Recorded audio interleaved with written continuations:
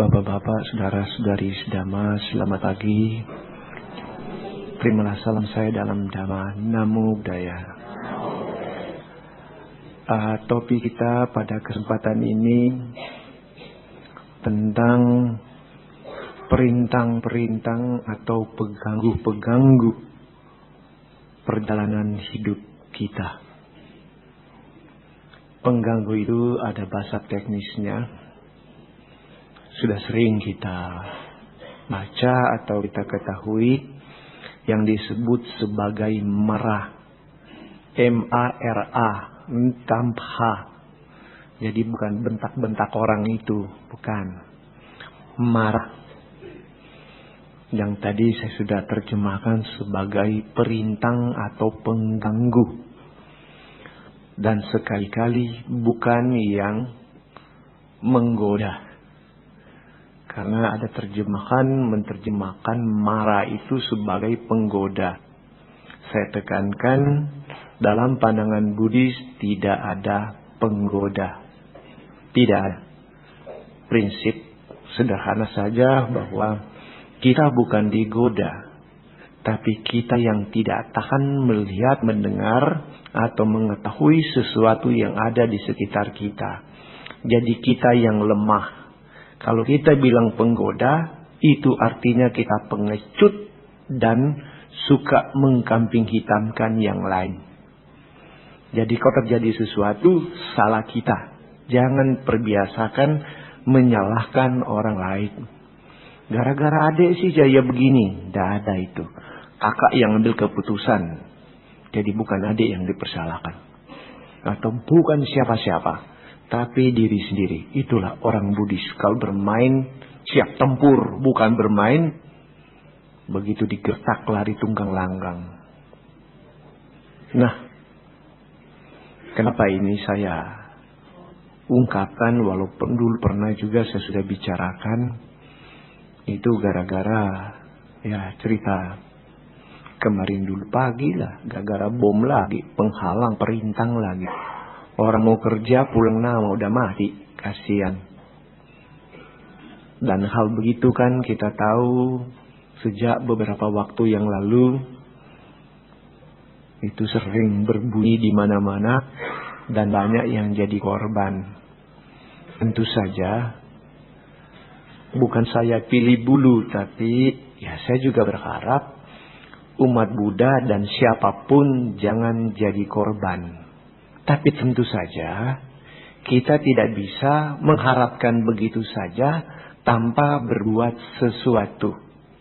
Karena seseorang dalam pandangan Buddhis, kalau menginginkan sesuatu harus berbuat lebih dulu, berbuat kebajikan lebih dulu baru menginginkan sesuatu. Istilahnya kerja dulu baru minta gaji.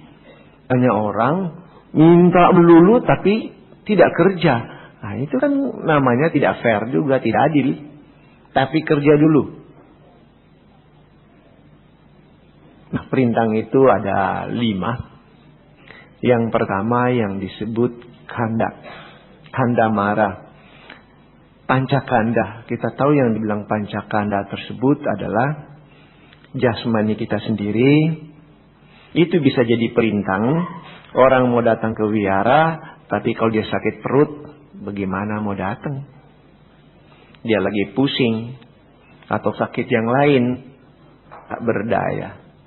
Mau keluar rumah aja sudah pusing. Atau bangun dari tempat tidur nggak bisa. Udah. Kepingin mau datang. Tapi tak berdaya. Karena fisik tidak sehat.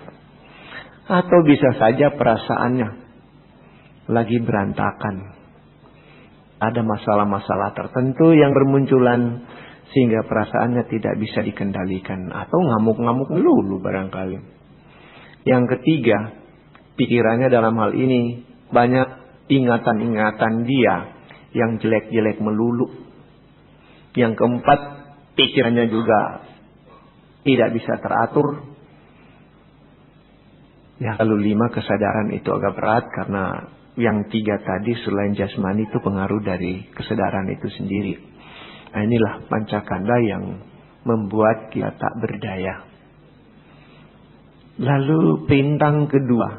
Nah, ini sudah lebih dalam, yaitu perintah karena panca indera kita tidak bisa dikendalikan. Keinginan kita terlalu banyak. Banyak ingin yang sederhana saja. Indera mata. Mau datang ke wihara atau mau nonton. Oh, ada yang berkelahi loh itu. Mau datang ke wihara atau ingin yang lain. Mancing. Sudah lain lagi. Atau mau jalan-jalan dan seterusnya dan seterusnya. Banyak model. Pengganggu yang ketiga. Nah, ini yang paling berat. Yang disebut abhisangkara mara. Kalau diterjemahkan dibilang itu kelompok-kelompok tertinggi atau paling besar. Sehingga ada yang pakai terjemahan sebagai pencipta-pencipta besar. Wah, ini karma yang berbeda. Ini yang susah. Saya ambil saja satu contoh karma yang sulit kita akan tangkis. Yang sudah populer dibicarakan. Saya pernah juga bicarakan khusus itu. Tapi bukan pada hari Minggu. Yaitu siapa masih ingat. Yang disebutkan nanti tanggal berapa itu? 21 Desember ya. Tahun 2012 ada prahara besar kiamat menurut perhitungan orang Maya yang ada di Amerika bagian tengah. Mereka memperhitungkan itulah penggantian tahun. Selama ribuan tahun, mulai tahun 1 pada tanggal itu. Dan pada waktu itu, pergantian tahun itu masa transformasi yang besar. Dan pada hari itu, atau berentet berapa hari itu, akan terjadi kejadian-kejadian yang berat. Salah satu kejadian yang sudah diperhitungkan, dan itu sulit kita tangkis, adalah kiriman. Wah, ini saya pakai bahasa canggih dulu ya. Kiriman elektromagnet dari matahari. Banyak orang tidak ngerti itu. Itu elektromagnet itu maksudnya begini. Yang kaitan dengan matahari tentu. Selama ini, sekarang kita lihat di luar matahari lagi bercahaya terang benderang ya. Tapi banyak orang tidak sadar bahwa matahari yang besarnya atau beratnya itu 500 kali dari bumi kita ini. Jadi bayangkan memang dia benda besar. 500 kali dari bumi kita. Yang seluruh permukaannya, seluruh bola matahari tersebut lagi kebakaran dahsyat. Nah, ini banyak orang tidak tahu. Dikira matahari senter yang memancarkan cahaya. Itu bercahaya gara-gara kebakaran. Planetnya lagi kebakaran. Dan kebakarannya begitu dahsyat. Sampai panasnya kemana-mana termasuk cahayanya. Dan apinya. Kalau dia kebakaran, kalau kita bikin api unggun, mungkin apinya kalau tergantung ya, kalau besar mungkin 5 sampai 10 atau 7 meter atau 10 meter tinggi apinya. Begitu ya, kalau bikin api unggun. Tapi kalau kebakaran di matahari, dia bisa kebakarannya sampai 500 kilometer. Noh, bayangkan itu. Api itu 500 kilometer jadi kebakaran di Jakarta. Apinya itu hampir sampai di Surabaya. Nyala apinya. Dan kalau nyala api itu lepas. Itu dia membawa yang saya tadi bilang. Listrik dengan magnet yang begitu dahsyat. Tapi orang tidak ngerti, ini susah memang ini. Itu api itu mengandung listrik dan magnet yang begitu dahsyat. Sehingga kalau itu lepas, dia bisa menghantam bumi. Bumi terjadi kekeringan. Itu terjadi di tahun 1989 yang lalu. Yang kena daerah Kanada. Sampai ada reaktor untuk air, ya untuk listrik itu meledak. Akhirnya Kanada kegelapan. Itu pernah terjadi. Dan itu kecil. Nah, yang ditakuti ini yang begitu besar. Akan terjadi nanti. Nah itu. Kalau itu terjadi, kita ini repot banget. Sebab selain dari matahari akan menghantam seperti itu, yang kedua, nah banyak orang mungkin cuma baca-baca di majalah atau buku yang dibilang Yellowstone yang ada di perbatasan negara bagian Nebraska, apalagi Omaha, ya Omaha Nebraska itu Idaho dengan daerah Oregon. Di sana ada semacam danau yang ternyata itu ya sekarang tetap masih keluar seperti mata air atau mata apa? Mau bilang mata air atau mata air lumpur yang ada di Lapido itu.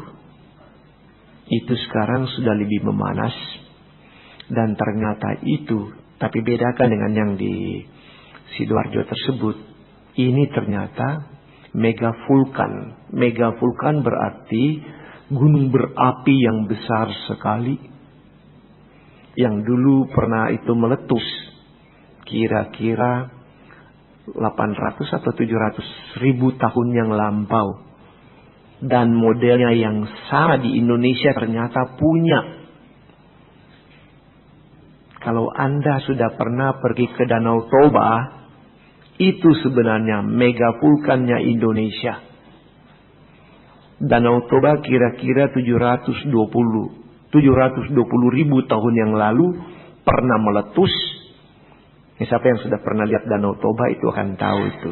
Danaunya seperti di bawah lalu dikelilingi oleh dinding-dinding yang tinggi. Ternyata itu gunung besar sekali dulu.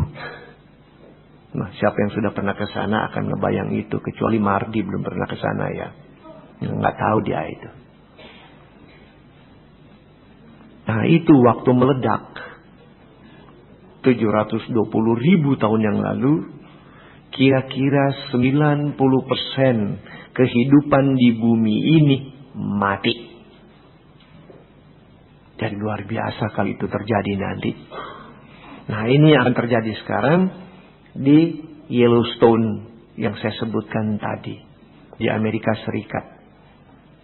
Nah, saya sudah mikir-mikir kalau itu yang meletus, ya mungkin, nah kita tidak kena langsung, paling-paling abunya. Sebab kalau abunya naik ke angkasa, itu akan membuat kita itu jadi beku kira-kira 1 tahun. Beku, kebekuan terjadi di bumi kira-kira 1 tahun. Lalu musim dingin akan berlangsung, lebih dingin daripada sekarang maksudnya, kira-kira 1000 tahun. Wah, luar biasa. Dan itu juga yang bisa menyebabkan nanti bumi kita ini bergerak. Maksud saya bumi kita ini bergerak dalam artiannya sekarang tetap bergerak terus. Tapi nanti yang kutub utara, kutub selatan, katulistiwa berubah tempatnya. Karena saya berikan contoh saja.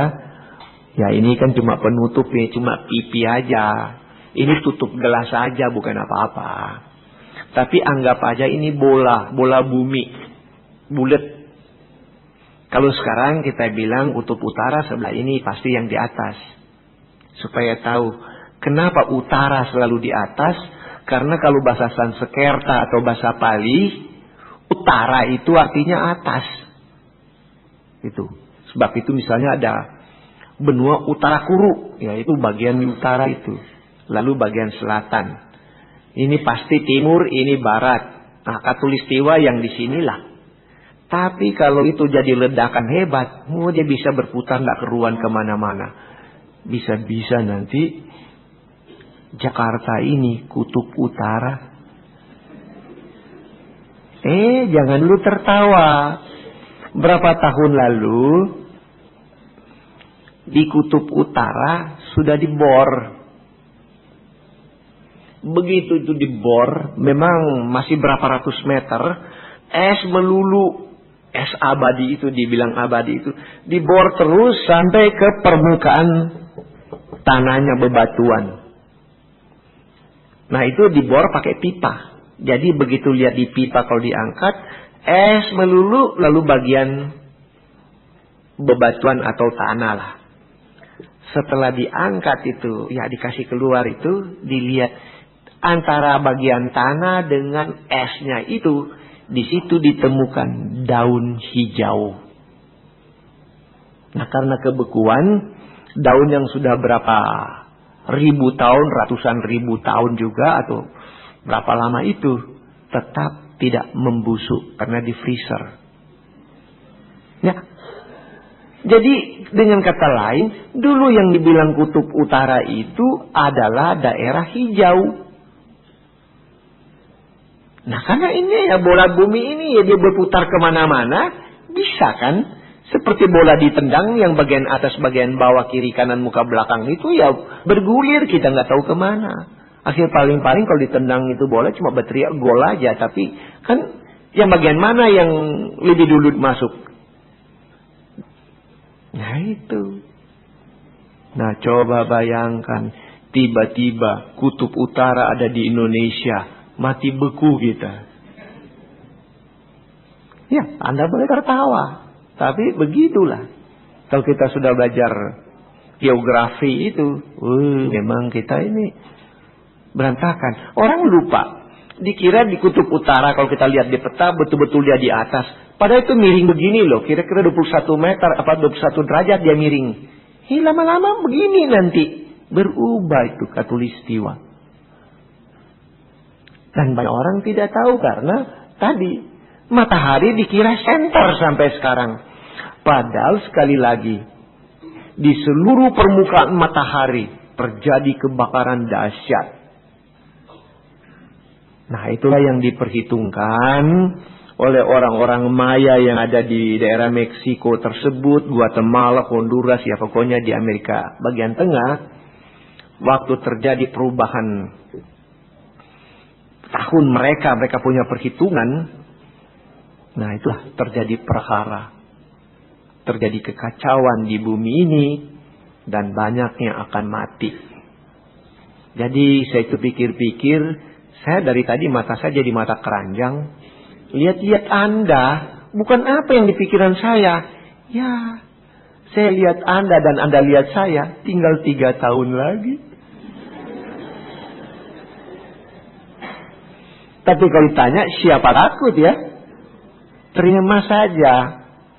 Nah tentu saja karena ini bercerita tentang kematian, banyak orang kan takut mati. Tapi mau dibilang apa?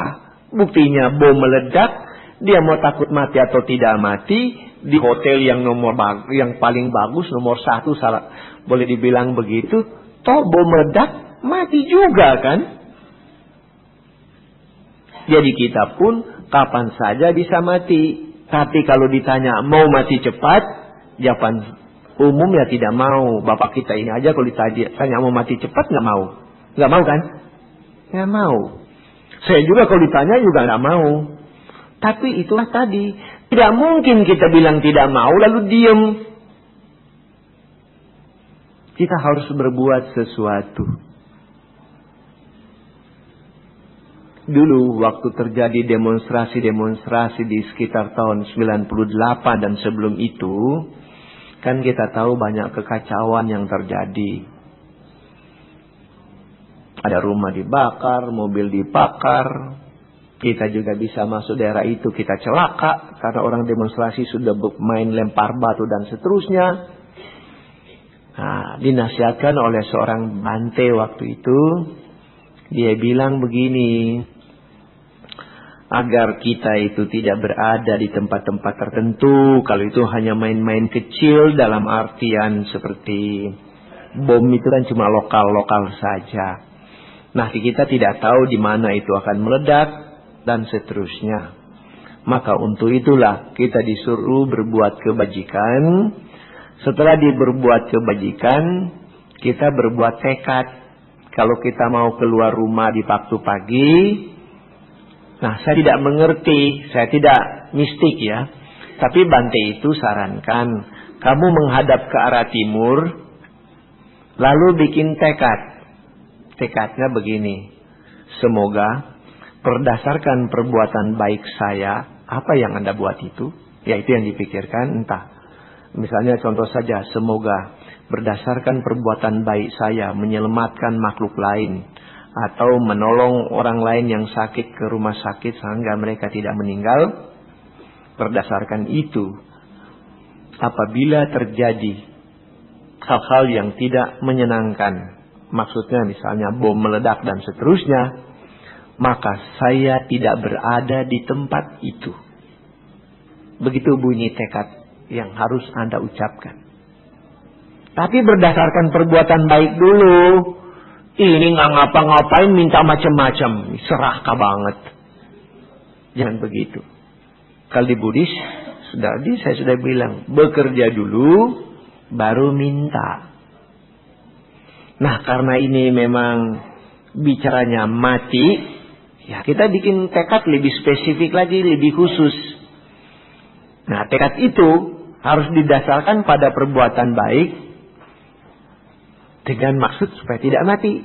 Nah, kalau takut mati, sudah dari dulu saya katakan, saya ingatkan kembali dulu, bahwa di dalam Cula Kamawibangga Sutta, Sang Buddha ditanya oleh seorang permasyuri, Bante, kenapa ada orang berusia pendek? Alias maksudnya, kenapa ada orang yang masih muda udah cepat mati? Tapi kenapa ada orang yang berusia panjang? Nah, Sang Buddha menjawab, orang yang pada sekarang ini usianya pendek, itu karena pada waktu yang lampau, dia sering membunuh. Wah, berarti killer. Sedangkan mereka yang pada sekarang ini berusia panjang, karena pada waktu yang lampau, dia tidak melakukan pembunuhan, dan banyak berbuat kebajikan. Nah, dari situ kita mengerti. Kita mengacu maksud saya, bahwa kalau kita membunuh makhluk hidup, usia kita pendek. Jadi dengan kata lain, saya ingatkan kembali, siapa saja yang di dunia ini usianya pendek, berarti mereka dulu suka membunuh. Tidak ada kecuali. Termasuk tentu saja saya berpikir sendiri, termasuk ada adik dan kakak saya. Kakak saya dulu baru umur 2 tahun sudah meninggal, ada adik saya juga baru 2 tahun sudah meninggal. Saya renungkan mereka itu, wah pasti mereka killer-killer juga dulu. Nah, jadi saya tidak membela keluarga saya. Nah, Anda pun tidak perlu bela keluarga Anda, karena faktanya begitu itu. Dan Anda pun bela diri sendiri sekarang kalau tidak mau mati cepat. Yaitu berusaha jangan membunuh. Sila pertama harus ditegakkan. Sudah begitu kita counter. Karena karma kita yang kita buat dalam hidup kita ini sudah terlalu banyak. Karena kita hidup sudah banyak kali. Sang Buddha bilang sudah ratusan ribuan kali kita hidup di bumi ini. Tentu saja pada kehidupan-kehidupan yang lampau juga kita ini sudah banyak membunuh. Ya sekarang, mumpung belum mati, masih ada kesempatan, banyaklah menyelamatkan makhluk lain. Apa yang dibilang function, bantu orang yang sakit ke rumah sakit, kalau dia tidak mampu, atau kalau kita juga tidak mampu bayar sendiri untuk mereka, ya rame-rame lah. Orang Jawa bilang saweran lah, kita kumpul, kita bantu orang lain. Atau bantu mereka beli obat supaya keluarganya tidak jadi mati. Itu yang kita lakukan. Nah, berdasarkan perbuatan baik itulah kita bertekad. Semoga berdasarkan perbuatan baik ini, yaitu menolong makhluk lain atau menyelamatkan makhluk lain, maka bila ada hal-hal yang tidak akan menyenangkan yang akan terjadi, saya tidak berada di situ. Itu maksudnya. Tapi jangan bilang juga, Semoga kalau saya naik pesawat, bukan pesawat saya yang jatuh, pesawat orang lain yang hancur. Itu brengsek juga kita. Ya pokoknya kalau jadi apa-apa saya tidak di situ, itu aja pikiran kita.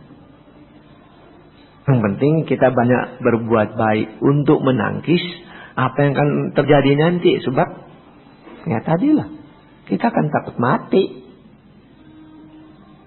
Jadi habis sangkara mara sebagai perintang cukup berat kita tangkis. Nah itu tinggal kembali pada diri kita. Kita mau berbuat baik atau tidak. Perintang yang keempat, dan yang itu yang paling sulit, adalah macu marah. Macu kematian. Kalau bilang kematian berarti kita sudah tidak sempat berbuat apa-apa. Itu sudah terjadi. Kalau sudah mati mau apa lagi? The end of story. Sudah tidak berdaya. Nah yang kelima, nah ini yang cukup luas juga permainan gamenya, yang disebut Dewa Putamara. Dewa Putamara maksudnya makhluk lain sebagai pengganggu. Walaupun ada kalanya makhluk lain itu sebagai pengganggu, ada yang memang langsung dia ganggu kita secara pribadi, tapi tinggal tergantung juga dengan konsep kita berpikir. Sebab saya berikan contoh dulu. Saya mengulangi saja cerita saya yang dulu. Di rumah saudara kita, pembantu kita, karena mungkin bukan kita yang bisa lihat, anak-anak kita mengatakan bahwa mereka ada kalanya kalau lagi diam-diam di rumah sendiri suka lihat ada yang nongol dari dinding. Yang lain langsung bilang merinding bulu kuduku. Tahu-tahu dia lewat begitu saja hilang. Nah lalu kita dapat laporan, kita berpendapat ada makhluk pengganggu. Makhluk kalau yang muncul-muncul begitu berarti mengganggu ya? Mengganggu tidak? Apa diam? Bagaimana? Tidak ya? Nah kalau tidak ya selamat aja, silakan bilang nongol-nongol aja lu gitu. Nah tapi kan jadi persoalan. Memang benar sesungguhnya dia tidak mengganggu. Cuma persoalan pola pikir kita yang sudah berantakan karena terpengaruh dengan cara berpikir yang lain. Selalu dianggap makhluk yang muncul tiba-tiba itu sudah diklaim sebagai pengganggu. Padahal enggak Pak. Kalau selama ini kita pikir-pikir tidak ada yang terjadi pada keluarga kita, biarin aja dia di situ. Kenapa? Ya memang dari dulu dia lebih dulu di situ kok. Sama aja kan Pluit ini, daerah sini. Ini kan rawa melulu. Tahun 70-an aja Mega Mall itu kan masih apa? Empang-empang. Sini jangan tanya.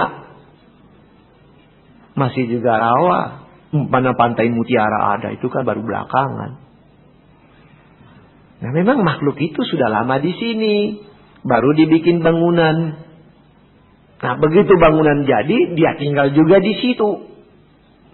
Jadi kadang-kadang kalau dia muncul, ya memang dia penunggunya. Sebenarnya kalau ketemu langsung tanya, sudah lama di sini. Gitu aja. Nah kenapa dibilang dia mengganggu? Karena dia muncul tiba-tiba. Maka kalau bisa komunikasi, kita bilang terima kasih kalau kamu sudah di sini dari dulu. Jadi tolong jaga. Karena nanti hari Senin ini hari libur, gua mau ke puncak. Tolong jaga rumah gua. Gitu dong. Malah dimusuhi disuruh pergi. Kok kejam nian. Cuma celakanya karena kita sudah takut. Itulah yang jadi konyol. Kita anggap dia pengganggu. Padahal memang dia lebih dulu di situ. Sebenarnya kalau bilang mengganggu, siapa yang pengganggu? Kita yang mengganggu dia. Atau dia yang ganggu kita? Terbalik, kita yang ganggu dia karena itu tempatnya kan. Sebab itu tidak usah ada yang mengganggu di situ. Lebih baik kerjasama saja. Jadi kalau kita pergi, ya kamu sendirian, tolong jaga, gitu aja. Pulang-pulang nggak kelihatan dia langsung bilang terima kasih ya, rumah tidak apa-apa ya, gitu aja. Nanti begitu kita bilang terima kasih, tahu-tahu dia sudah di samping. Siapa dulu dong yang jaga? Gitu. Kan jadi damai semua, karena memang makhluk itu di mana-mana ada. Ya, tapi sebenarnya maksud saya bukan ini yang jadi topik pembicaraan saya untuk bagian ini. Maksud saya itu makhluk lain sebagai pengganggu itu ada kalanya karena memang mereka disuruh untuk mengganggu kita. Ada banyak model, tapi biasanya itu memang suruhan orang lain. Dia kerjasama dengan orang pintar tertentu yang mempunyai titel dukun, lalu kita dikerjain. Jadi ada orang tidak senang sama kita, minta bantuan orang pintar alias dukun yang suka bermain pakai istilah umum itu black magic. Nah, kalau black magic ini memang biasanya bekerja sama dengan makhluk lain. Nah, makhluk lain itulah yang mengganggu kita. Sampai saya berikan contoh yang konyol. Bayangkan, ada seorang pemuda mendekati seorang wanita. Bilang jatuh cinta, mau kawin dan seterusnya. Tapi wanita nggak mau, ditolak mentah-mentah. Karena memang nggak suka. Baru lihat tampangnya aja sudah tidak menarik. Udah kriminal begitu. Siapa yang mau? Masa depan tidak jelas. Tapi kejar-kejar yang bersangkutan. Ditolak. Karena ditolak, dia nekat. Waduh, gua kalau nggak jadi dengan kau, gua mampus. Ada yang sampai begitu kan. Biasa kan, gombal. Nah, tapi kerja jadi, dia minta tolong. Datang ke orang pintar, apa? Peletin dia. Bisa juga itu. Tinggal tergantung karma Anda. Kalau kuat nggak tembus. Tapi kalau nggak kuat, ya bertekuk lutut. Akhirnya jadi kawin. Nah, coba bayangkan. Sudah sampai beberapa tahun jadi suami istri, tapi si istri sebenarnya tidak cinta sama sekali. Jadi dengan kata lain, si pria itu kawin dengan robot. Kemana-mana bangga, tapi tidak ada hubungan batin. Robot. Nah, setelah beberapa tahun, kemampuan tanda kutip pelet itu hilang. Nah, coba bayangkan si istri kebingungan. Tahu-tahu bangun di tempat tidur berduaan. Kenapa gua dengan kamu ada di sini?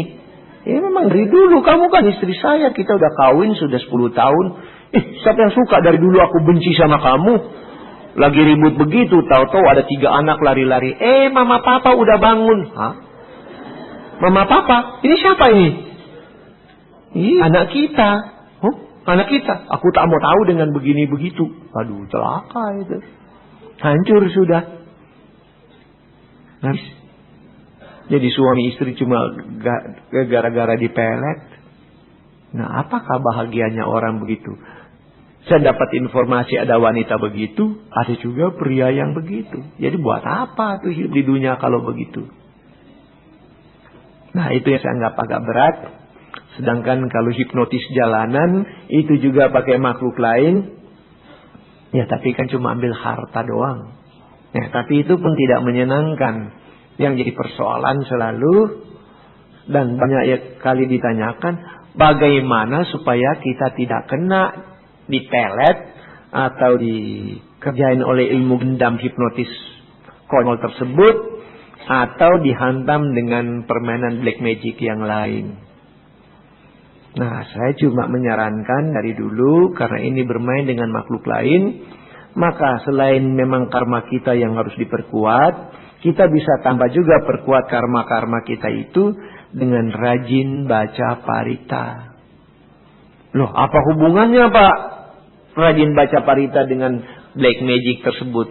Ingat, black magic pakai makhluk lain, itu rumusnya. Karena sulit orang yang pintar akan menggunakan kekuatan batinnya untuk black magic. Karena kalau dia untuk begitu, dia harus meditasi sampai jana. Wah, itu berat. Sehingga banyak yang bypass, bermain dengan makhluk lain. Nah, lalu main baca parita, yaitu rumusnya.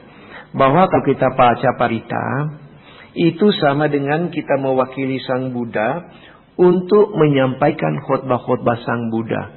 Itu parita-parita adalah khotbah-khotbah Sang Buddha. Maka itu inti-inti khotbah Sang Buddha itu yang dijadikan parita. Nah, kenapa itu dinamakan parita? Karena kata parita artinya perlindungan atau pelindung. Lalu apa hubungannya bagaimana parita itu pelindung? Ya, itu memang agak perlu keterangan. Pelindung itu dalam artian begini. Kalau kita rajin baca parita, itu sama dengan kita mewakili Sang Buddha membabarkan dhamma. Kepada siapa? Kepada para dewa dan manusia. Sayang, manusia umumnya di Indonesia, kalau dengar parita, tidak mengerti apa artinya. Cuma tahu itu orang itu sembahyang. Atau bilang, ya baca parita atau nyamcing aja, cuma begitu. Apa artinya? Tidak mengerti. Tapi sasaran parita itu atau khotbah itu bukan cuma manusia, yaitu kepada para dewa juga. Nah, para dewa ini yang mengerti parita. Lalu ada juga yang kritik saya atau bertanya, Pak, apa semua dewa bisa tahu bahasa Pali? Wah, saya juga dengan cepat menjawab, jangan takut, di sana banyak penterjemahnya. Bapak tahu? Nah, kenapa juga kamu tahu dewa-dewa tidak mengerti? Sama-sama berteori kok ya. Jadi yang penting baca parita dululah. Nah, kalau kita tiap hari baca parita, dengan kata lain para dewa, tidak usah yang paling jauh-jauh, karena memang kita ada kalanya terlalu sombong juga sih. Baca paritanya ngundangnya tuh gak tanggung-tanggung. Itu, baca itu, Aradhana Dewata. Undangannya kan undangan universal, bukan cuma undangan lokal, universal. Semoga semua dewa di alam semesta ini datang di sini. Lu coba bayangkan, alam semesta, berapa ribu alam yang harus datang rame-rame ke sini. Kebanyakan. Tapi saya bilang sudahlah, memang begitu bunyinya. Jadi tentu saja dewa-dewa yang lagi sibuk, yang ada undangan di tempat lainnya kemari. Cuma yang gak ada urusan yang kemari lah. Cuma urusan dengan kita. Ya gak apa-apa lah, yang lokal-lokal aja boleh. Yang penting sudah banyak dewa yang suka dengar khotbah kita sebagai wakil Sang Buddha. Nah, mereka lah yang tiap hari dengar. Ya akhirnya mereka menganggap kita sebagai guru mereka. Kita manusia yang jadi guru para dewa malah.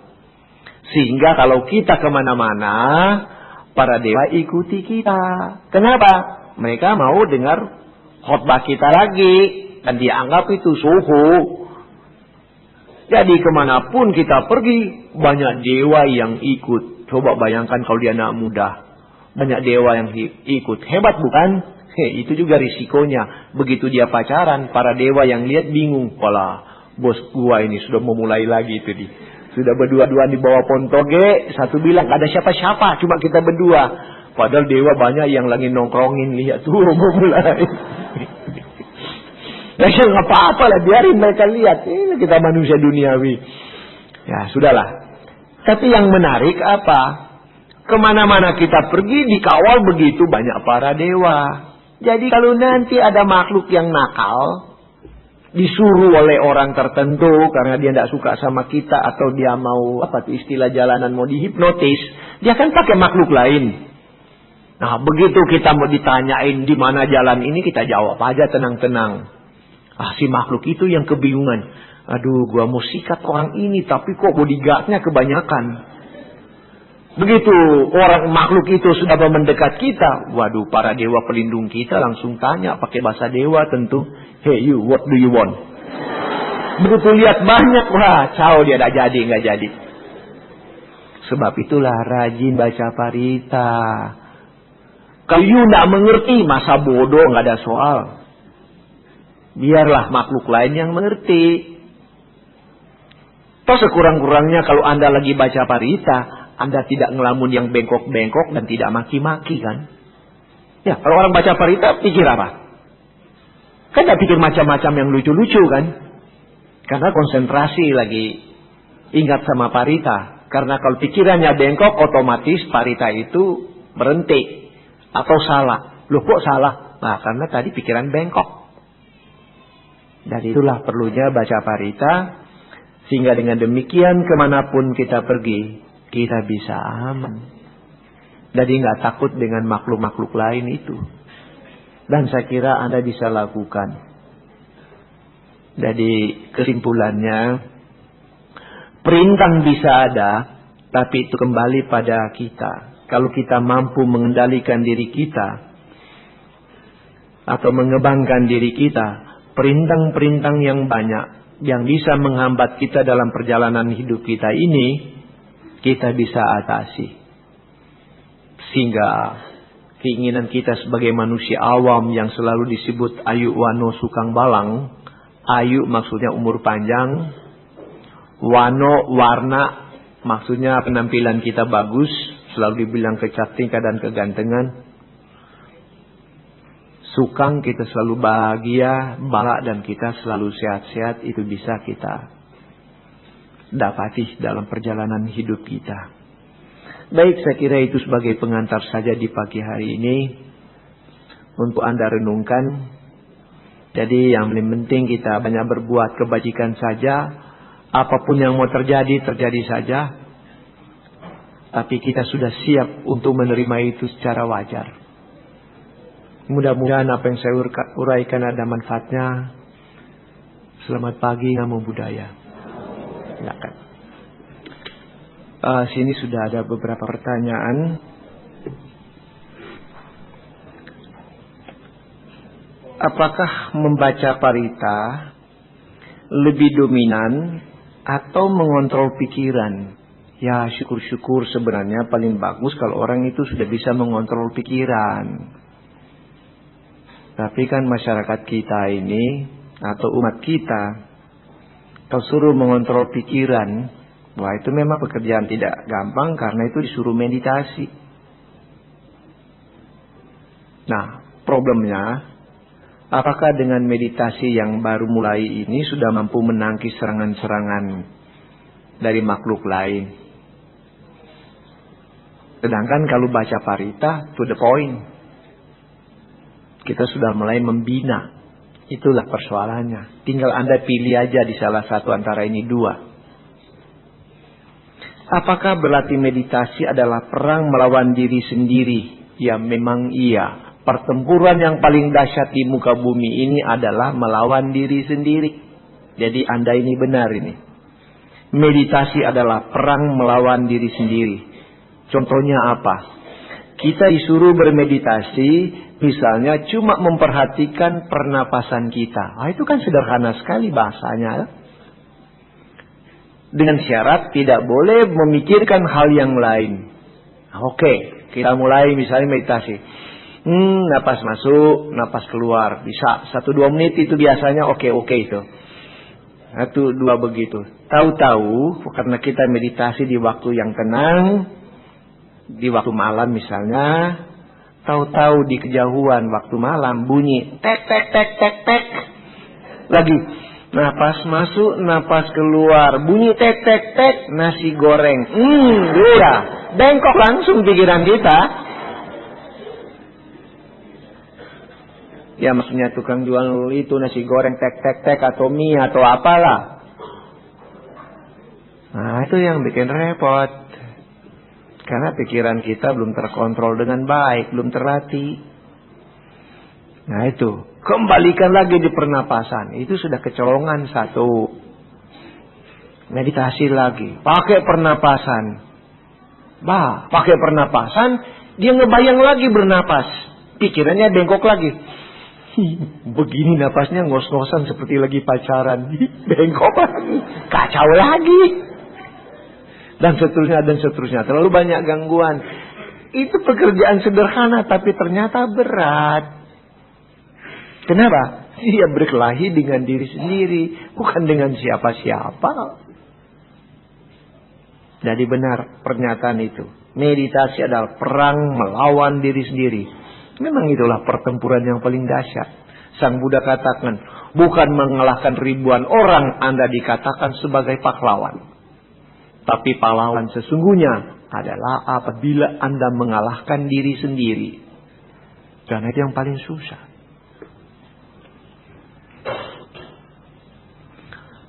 Wah, ini ada pertanyaan yang pendek. Apa itu nibbana? Nibbana, tidak bana kacau. Nah, itu maksudnya tidak kacau. Jadi kalau tanya letter luck-nya bunyinya begitu. Tapi maksudnya tidak kacau ini artinya kita sudah tidak terkacaukan oleh kehidupan-kehidupan kembali. Kenapa begitu? Gara-gara pikiran kita sudah bersih. Jadi sebenarnya letter luck pengertian nibbana itu adalah batin yang bersih. Jadi nibbana bukan tempat tapi kondisi batin yang bersih. Nah, lucunya kalau saya kasih contoh, kondisi batin yang bersih itu bagaikan batin kita yang penuh kesadaran ini, tapi dalam kondisi seperti tertidur nyenyak. Wah, orang kalau tertidur nyenyak, tidak mimpi, tidak berpikir yang indah maupun yang buruk, itu happy banget sebenarnya ya, karena tertidur nyenyak. Coba kalau lagi mikir terus, nggak bobok-bobok, aduh paling capek itu besok pagi bangun fly away gitu. Jadi kita sadar tapi pikiran kita bagaikan orang tertidur nyenyak. Tidak berpikir yang sudah, tidak berpikir yang menyenangkan. Tenang, begitu saja. Tapi dalam artian ini adalah karena semua kekotoran batin sudah dilenyapkan. Nah, orang yang begini apabila dia meninggal dunia, ya biasanya itu para Arhat dan para Buddha, tidak akan terlahir kembali. Jadi nibbana itu bukan tempat, bukan masuk nibbana, bukan. Karena itu bukan tempat, tapi keadaan batin yang bersih. Ini ada pertanyaan yang menarik gara-gara apa tuh? Program di RCTI kali ya. Apakah acara The Master Romy Rafael pakai makhluk lain juga? Waduh, saya nggak tahu, mesti tanya dia. Lain kali panggil Romy Rafael duduk di sini, lalu tanya dia. Karena yang tahu dia bukan saya. Ya masalahnya itu kita menerjemahkan kata magician itu sebagai sulap. Padahal magician itu artinya orang bermain magic juga. Jadi ada dua arti, bukan cuma satu arti dalam arti sulap. Nah, apa itu gabungan atau memang cuma sulap semata? Nah, tanya yang bersangkutan ya. Sudah punya nomor telepon yang bersangkutan belum? Kalau belum gampang, tanya sama RCTI. Bagaimana caranya supaya bisa konsentrasi terus saat baca parita? Karena kita kadang sulit mengendalikan pikiran. Ya memang benar ini pertanyaan ini. Baca parita saja, kalau Anda sendiri lebih gampang konsentrasi. Kalau sendirian baca parita, karena berani Anda bengkok pikirannya, baca paritanya salah. Tapi kalau rame-rame, banyak orang suka bengkok pikirannya. Dia nanti ikut lagunya, dia tahu karena sudah terbiasa. Tapi kalau sendirian, bingung tadi sampai di mana. Tapi kalau rame-rame, ikut orang lain jadi. Kenapa begitu dan kenapa saya tahu? Saya juga begitu sih. Habis baca parita, pikiran saya terbang ke hal yang tertentu yang saya perlu pikirkan. Jadi saya lupa sampai di mana tadi. Karena dengar orang parita itu begitu, ya saya ikut aja cepat. Kan sudah ikut hafal juga sih. Nah, untuk konsentrasi itu, ya memang harus dilatih dengan sering juga meditasi. Apakah bisa kita semua umat Buddha menyelamatkan bumi ini? Bagaimana caranya? Mohon dikasih petunjuk. Begini. Kalau umat Buddha itu pintar-pintar semua juga bisa. Tapi harus lebih pintar dari orang yang lain. Tapi kalau umat Buddha walaupun banyak tapi bodoh, orang lain kerjain kita. Kenapa? Kita mau selamatkan bumi kita. Kita bersatu umat Buddha. Tapi orang lain cuma sedikit tapi lebih pintar dari kita. Dia bikin bom nuklir, kita mati semua. Ya kan? Karena dia pintar. Memang kita harus lebih pintar dari yang bersangkutan. Tapi kalau kita semua umat manusia di bumi ini bersatu itu bisa. Tapi memang ini agak susah karena memang di dalam pandangan Buddhis juga disebutkan apabila moral manusia di bumi ini sudah bobrok, maka alam juga tidak akan bersahabat dengan kita. Disebutkan nanti musim pun berubah. Sebab kalau tadi yang saya katakan, wah memang ada bahasanya itu, kalau gelombang atau badai matahari muncul, yaitu solar storm namanya itu, yaitu melepaskan nyala apinya elektromagnetiknya yang begitu kuat, di bumi ini jadi musim kering yang luar biasa. Dan musim pun akan berubah. Nah, kalau sudah musim berubah, ya berantakanlah kita. Kita mau menanam bagaimana? Yang tadinya kita pikir mulai musim semi misalnya begitu, tahu-tahu jadi beku. Nah, jadi berantakan kita. Dan ini mesti kerjasama semua, seluruh bangsa lah. PBB yang harus turun tangan. Bagi umat Buddha yang paling penting, laksanakan aja Pancasila Buddhis dululah. Karena kalau Pancasila Buddhis kita sudah laksanakan, kita juga tidak akan mengganggu orang-orang lain dengan perbuatan-perbuatan kita. Kita akan mencintai sesama kita manusia, itu yang bisa kita lakukan. Tapi mesti kerjasama semua. Kalau tidak, sulit. Kalau cuma umat Buddha, kita agak repot. Wah, ini yang menarik.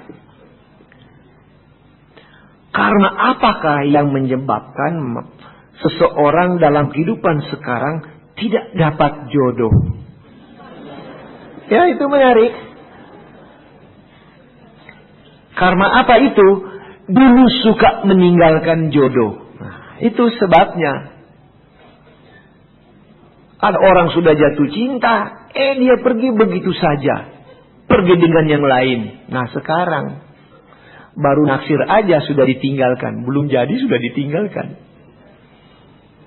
Jadi gara-gara tidak setia. Kurang setia pada kehidupan yang lampau. Sekarang karmanya muncul. Bagaimana jalan keluarnya? Dan parita apa yang dapat membantu? Oh, kesian mencari jodoh baca parita ya. Ya boleh aja. Rajin baca parita karana meta sutta. Dan pintar bergaul. Rajin baca parita tapi di rumah saja, tidak pernah keluar. Bagaimana siapa yang mau tahu Anda? Ya bergaul lah. Tapi jangan bergaul juga langsung ke karaoke terus-terusan. Kena narkotika nanti di sana. Ya bergaul yang wajar-wajar lah. Ya mesti berhubungan dengan yang lain. Kasarnya sekurang-kurangnya bermain Facebook juga ya. Inilah aku gitu dong. Jual tampang dikit lah. Ya kalau punya komputer, kalau enggak ya apa boleh buat. Ya. Ya wallet bisa ya. Ya boleh lah. Pokoknya cari cara. Tapi sekurang-kurangnya ke wihara kan. Bisa kan ketemu orang juga. Atau langsung bilang wanted. Nah gitulah. Jangan tertawa. Kalau gaya Amerika begitu. Saya kasih contoh. Ini cuma contoh. Kalau di Amerika memang konyol-konyol.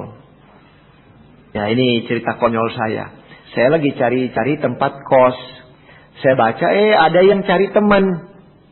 Cari laki-laki sekitar semester beginian katanya dia itu untuk tinggal sama-sama dengan dia. Begitu di bawah saya baca, perempuan cari cowok. Cari kumpul kebo dong kalau begitu.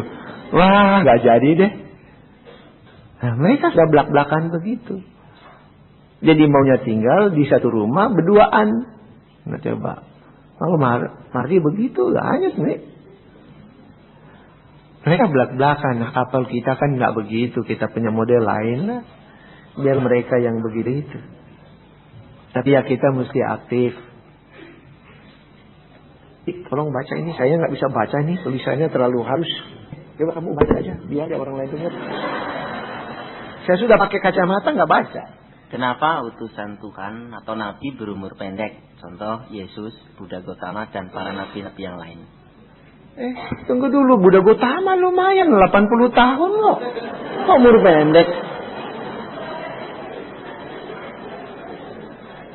Dan menurut sumber yang saya tahu, Yesus itu umurnya panjang sampai 120 tahun. Memang yang tertulis di buku itu cuma 33 tahun. Tapi ada sumber yang mengatakan sampai 120 tahun. Nah, ini informasi dari mana? Ayo. Kau bilang umur pendek. Nabi Muhammad juga panjang kok umurnya.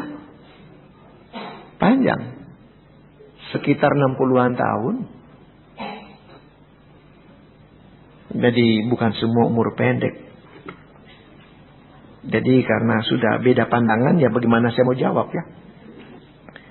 Bisakah dijelaskan menurut ajaran agama Buddha bagaimana bumi ini ada atau terbentuk? Apakah ada yang menciptakan? Di agama Buddha tidak mengatakan ada penciptaan tapi tidak ada yang mencipta seperti di konsep yang lain. Tapi ingat, bumi di alam semesta ini menurut pandangan agama Buddha ada miliaran banyaknya. Ingat ya, beda konsep dengan ajaran lain. Dan di setiap bumi itu ada manusianya. Jadi manusia bukan cuma kita. Dan sebelum bumi kita ada, sudah miliaran bumi lain lebih dulu ada. Sama saja dengan yang bertanya ini. Sebelum si penanya ini lahir, mama papanya dan lain-lain sudah lebih dulu lahir. Nah, kalau mau dibilang bagaimana terbentuk, kita baca Parinibbana Sutta.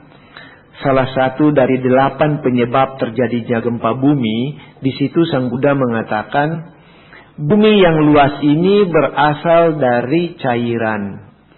Cairan berasal dari udara, dan udara ada di angkasa. Saya baca itu kaget, karena terlalu canggih pernyataannya. Tinggal tergantung siapa yang baca dan latar belakangnya apa. Bumi berasal dari cairan. Cairan berasal dari udara.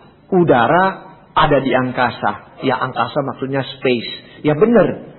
Kalau cairan misalnya air, itu kan H2O. Itu kan oksigen dengan hidrogen. Tapi kan di bumi ini macam-macam kan. Ada karbon juga, ada yang sampai ada besi dan seterusnya. Tapi ternyata besi itu pun berasal dari udara. Sekarang kita bilang besi. Sebab itu saya suka main-main bilang, benda yang paling terkeras di muka yang di bumi ini apa sih? Apa? Batu. Batu itu silikat, silikon. Apa? Mana batu lebih kuat daripada palu alias besi? Besi kan bikin hancur batu. Nah, mana yang kuat? Apa besi yang paling kuat? Bukan. Benda yang paling terkeras tahu saya, yang cuma meleleh kalau sudah panas kira-kira 6.001 derajat Celcius panasnya. Besi baru 300 derajat lebih meleleh. Nah, yang saya maksudkan sampai 6.000 derajat. 6.001 derajat baru meleleh. Itu adalah berlian. Alias intan. Intan kalau belum digosok dibilang intan. Begitu dia gemerlap dibilang brilian atau berlian itu. Nah, tapi berlian yang begitu keras ternyata rumus kimianya adalah karbon. Karbon terdapat di mana? Di perut Anda. Kalau dia keluar dengan gas yang lain, bau busuk. Itulah karbon. Jangan tertawa. Di bensin ada karbon.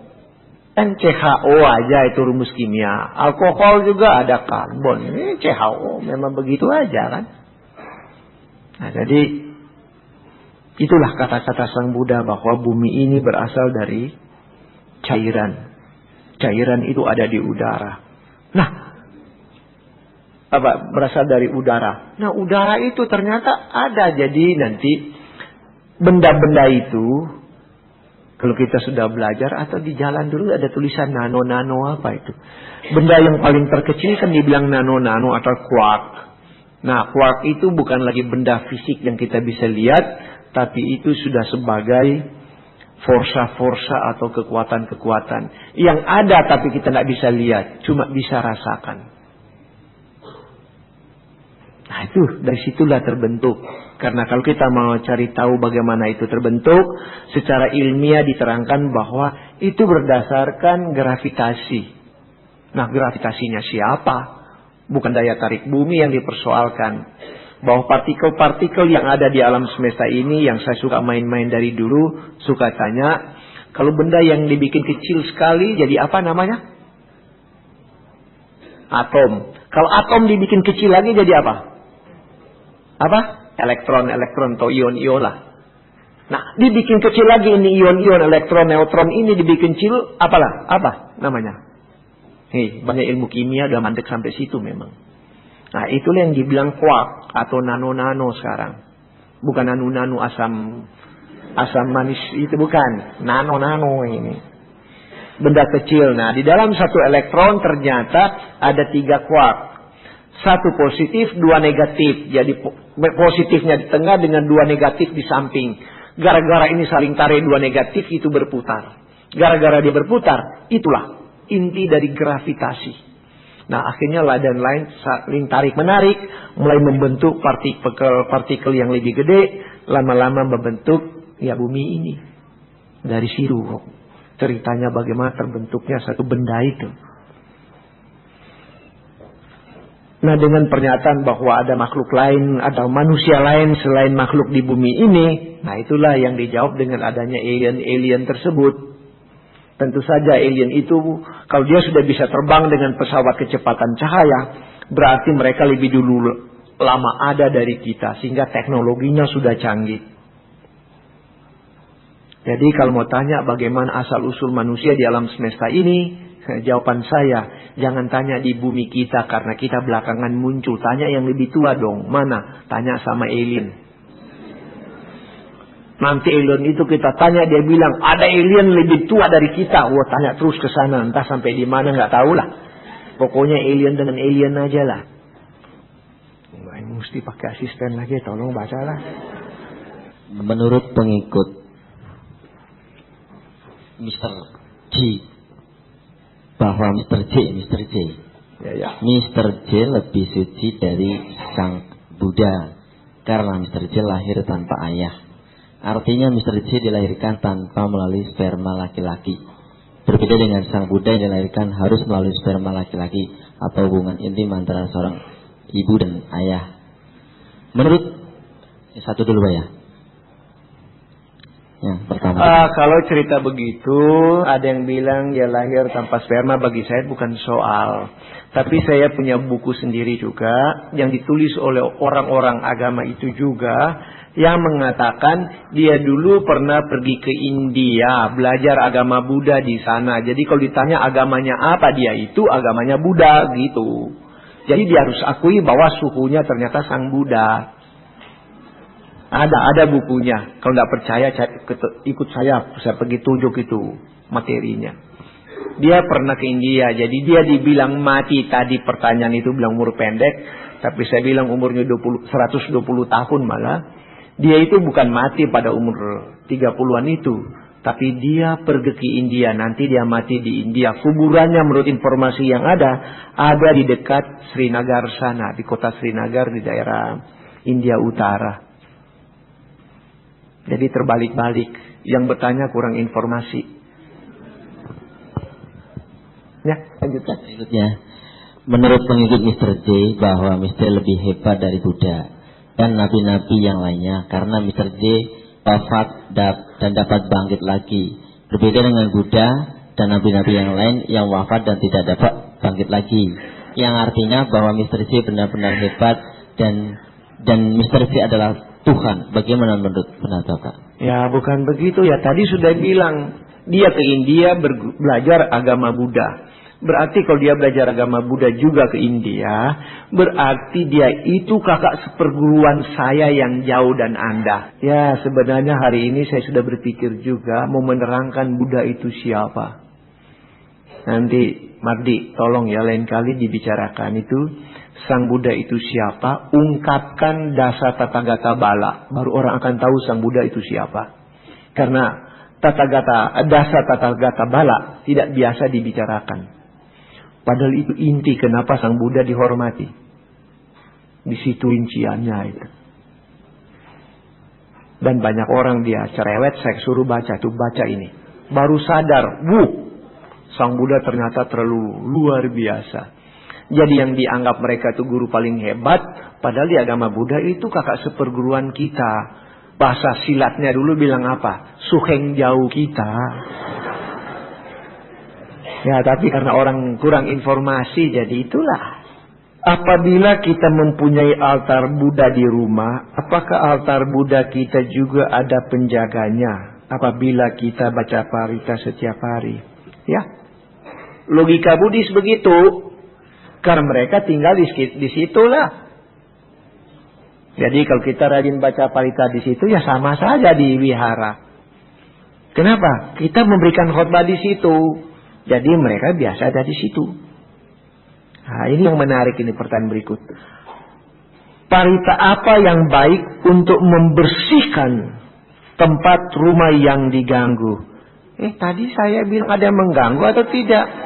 Tidak mengganggu kok. Malah kalau perlu dia nongol di situ, kita bilang, kamu tinggal di sini aja. Sebab itu saya kasih tahu tadi bahwa kalau dia memang sudah ada di situ sampai sekarang, memang dia di situ, bilang aja, besok itu hari libur, gua mau ke puncak, tolong jaga ya. Jadi bagaimana dia ganggu? Kita minta tolong kok sama dia. Lalu kalau memang Anda sudah maju, malah ini lebih bagus lagi. Kalau dia memang sudah tinggal di rumah Anda, ya di altara Anda itu atau di mana itu, ada kalanya Anda itu ajak bicara dia itu. Komunikasi. Transmind to the mind. Pakai pikiran aja. Kalau lihat dia atau Anda merenung di rumah, lalu bicara dalam batin Anda. Kalau kamu memang ada di sini, coba tolong nongol dong, gitu. Tahu-tahu dia tepok dari belakang. Aku dari tadi di sini, bodoh, gitu. Nah, kalau dia sudah tahu di situ, lalu tanya. Kalau saya pergi ke hotel ini, bom mau meledak enggak? Gitu, coba cek. Ya kan keuntungan. Kalau dia ada kan kita bisa minta bantuan. Kalau dia punya kemampuan tahu lebih dulu, why not? Kita tanya aja. Atau kalau capek-capek yang begitu, tanya aja. Hari ini dolar naik atau turun? Nah, gitu. Ya tanya, dolar naik, emas naik atau turun, dan seterusnya, saham naik atau turun. Ya boleh tanya. Karena kalau sudah baik kan bisa tanya. Oh, dia mampu punya informasi yang lebih bagus, kenapa tidak? Jadi kita tidak disuruh membersihkan, malah kerjasama yang baik. Parita-parita yang biasa itu yang dibacakan antara lain Karania Metta Sutta. Itu untuk membentuk persahabatan dengan makhluk manapun. Yang kedua, Manggala Sutta untuk mengajar makhluk manapun. Karena para dewa pun tidak mengerti apa yang Manggala. Nah, kita ajar mereka. Yang ketiga, kita bacakan juga Ratana Sutta. Ratana Sutta juga mau mengajar makhluk-makhluk lain. Dan ya pada prinsipnya sutta-sutta yang lain juga lah, ada banyak sutta kok. Jadi silakan aja. Tapi bukan, ya memang di sini juga ditulis membersihkan pakai tanda kutip. Yang diganggu, mengganggu pun pakai tanda kutip. Jadi bukan mengganggu atau membersihkan. Malah kalau perlu kita joint venture, kerjasama malah dengan dia lah. Gak usah ditakutan. Atau kalau masih single tadi, supaya dapat jodoh, tanya dia, jodoh saya mana yang cocok sih? Itu dong. Tanya aja. Kan sama dengan teman kita tanya, cari informasi. Nah, kalau sudah kenal yang bersangkutan di makhluk ini, ya tanya sajalah. Apakah dengan berlatih meditasi dapat menyembuhkan penyakit? Ya, bukan semua tapi banyak yang tertolong. Khususnya penyakit-penyakit yang disebabkan oleh secara psikologis orang stres. Kalau orang stres bisa macam-macam muncul. Tadinya dia bukan tukang garuk, ini sekarang sudah rajin main gitar sendiri di badannya. Kasihan. Karena stresnya atau gigit-gigit jari atau apa yang lucu-lucu. Tapi dengan dia meditasi dia lebih tenang, bisa. Juga bisa menghilangkan fobia-fobia kalau dia kuat. Fobia apapun bisa dilenyapkan. Jadi banyak ya akan tertolong kalau orang itu bermeditasi. Bagaimana cara atau sikap meditasi yang baik dan benar? Posisi meditasi ada 4 cara. Yaitu duduk. Ya duduk, ya seperti Buddha Rupang aja boleh. Dengan posisi begitu pun boleh kalau mau kalau bisa. Ya, tapi ini bukan yang lotus poster, yang lotus atau teratai punya model dilipat ke atas ini kan cuma menopang. Ada yang begini. Karena kalau yang begini lebih bagus, posisi duduknya itu bagus sekali itu. Tapi saya sendiri pribadi sudah karma buruk, mau dilipat begitu susah. Terpaksa lipatnya ke belakang. Sudah lain. Nah, duduk itu bukan selalu harus duduk dengan posisi begitu. Duduk di sofa pun boleh aja. Mau duduk di bangku pun jadi, di kursi pun jadi. Tapi bagi pemula jangan sandar. Karena kalau nyandar lama-lama begini. Kalau cuma begini lalu ngorok nggak apa-apa, malah saya pikir begitu. Ada kalanya begini sudah basi lalu. Enggak, kalau yang begitu masih oke-oke. Yang repot ya itu. Bukan, sudah begini ada yang meleleh. Karena ada yang saya pernah kasih bangun dia sudah begitu. Ya ini laki-laki sampai celananya udah basah karena melelehnya banyak. Dan saya enggak kasih bangun, kenapa? Saya lagi asik nonton. Saya jahil juga sih, saya lihat kelucu ya. Dia netesnya bagus sih. Tes, nggak putus langsung. Tes, dia balik naik. Tak, curut. Wah, banget. Jadi saya lihat-lihat begitu, saya senyum-senyum di sampingnya. Tapi saya pikir, oh sudah terlalu lama, udah kasihan, udah basah celananya. Saya kasih bangun, begitu saya kasih bangun orangnya melotot marah. Orang meditasi diganggu. Saya bilang, oh iya. Sampai saya bilang memang Bapak hebat meditasinya. Tapi kok sampai basah tuh celana? Oh iya, kenapa ini basah? Iya, saya bilang, ya katanya meditasi. Tadi sudah begini sih. Lalu kenapa basah? Dari sini meleleh, saya bilang. Oh jadi saya tertidur? Enggak, cuma ngorok, saya bilang. Sampai iler meleleh kok. Ya udahlah. Ya masa mau marahin orang? Bilang aja apa adanya. Itu posisi yang pertama, pokoknya duduk. Boleh juga dengan posisi berbaring. Tapi bagi pemula tidak pernah disarankan dengan berbaring. Bukan tidur ya, berbaring. Tidak pernah disarankan. Karena dia cepat dengan bobok. Tadi duduk aja sandar nggak boleh, apalagi berbaring. Yang ketiga, posisi berdiri. Boleh juga dengan berdiri. Ya entah siap begini atau taruh di belakang tangannya, terserah, atau dia begini. Ya terserah yang bersangkutan. Pokoknya dia tahan. Yang penting tahan. Dan yang keempat, posisi berjalan. Oh ini yang paling sulit. Sulit banget. Karena dia berjalan. Tapi jalannya itu pelan sekali. Berarti gerakannya itu semua gerak langkah jadi ini kaki. Begitu dia mau angkat maju kakinya, dia komando. Angkat. Nah, kaki berarti kaki belakang diangkat, angkat. Itu bicara terus di batin. Maju, turun. Nah, ini begitu turun, angkat, maju, begitu terus. Jadi pikirannya tidak disuruh memikir yang lain-lain selain gerakannya dia itu sadari.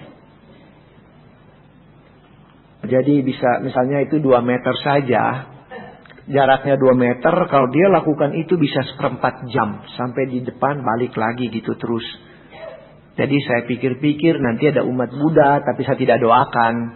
Ada masalah administrasi yang salah, seperti BLBI kan ya. Akhirnya masuk penjara. Jangan maki-maki, bilang aja memang karma gua begini.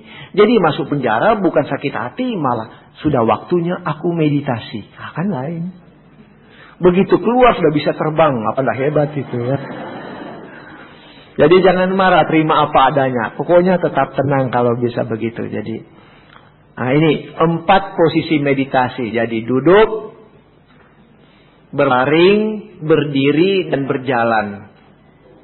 Tapi saya tambah satu lagi, sayang yang bikin. Tapi jangan ikuti ini karena ada syarat. Yang kelima itu harus tahu berenang. Bagi saya, baby dalam kandungan. Wah, itu baby style. Maksudnya bagaimana? Saya mengecek meditasi yang paling enak. Juga ternyata kalau kita itu mengambang di atas air. Itu paling enak. Tapi asal tidak ada teman yang jahil. Jangan kita di swimming pool, tahu ada teman yang datang-datang, dia ketok gitu besi di air. Aduh, sakitnya bukan main itu. Oh, itu yang paling enak. Tidak ada suara yang mengganggu karena pasti air itu lewat kuping kita. Tenang. Cuma harus kasih tahu orang di rumah. Karena kalau kita mengambang begitu, dikira kita mati. Mesti kasih tahu bahwa kalau saya lagi diem begitu bukan mati ya. Karena memang paling enak itu. Apalagi tengkurap. Nanti yang bilang, lalu bernapasnya bagaimana? Pakai snorkel.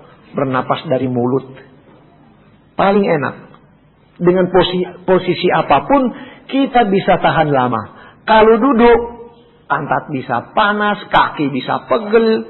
Kalau berdiri juga capek, kalau jalan juga sama. Berbaring juga lama-lama belakang juga atau pokoknya badan enak. Tapi kalau di air paling asik. Saya bilang baby style seperti dalam kandungan aja.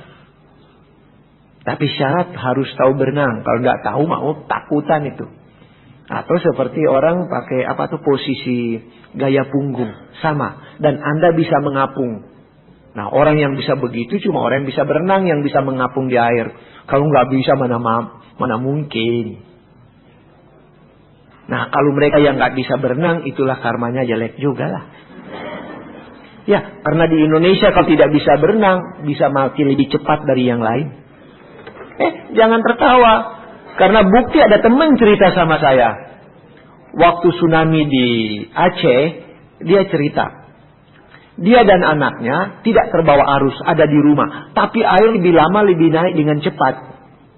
Tapi karena dia dan anaknya bisa berenang, ya mereka betul di rumah, tidak di luar rumah. Naik tapi mereka di atas air terus. Kenapa? Kaki mereka bisa bergerak karena bisa berenang.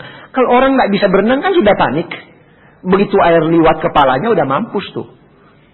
Jadi dia naik terus. Loteng karena cuma dari triplex, ya digebuk aja terbongkar. Nah, dia loloskan diri melalui gentengnya. Genteng pun tinggal ditendang aja biar patah. Terbongkar masa bodoh, yang penting selamat.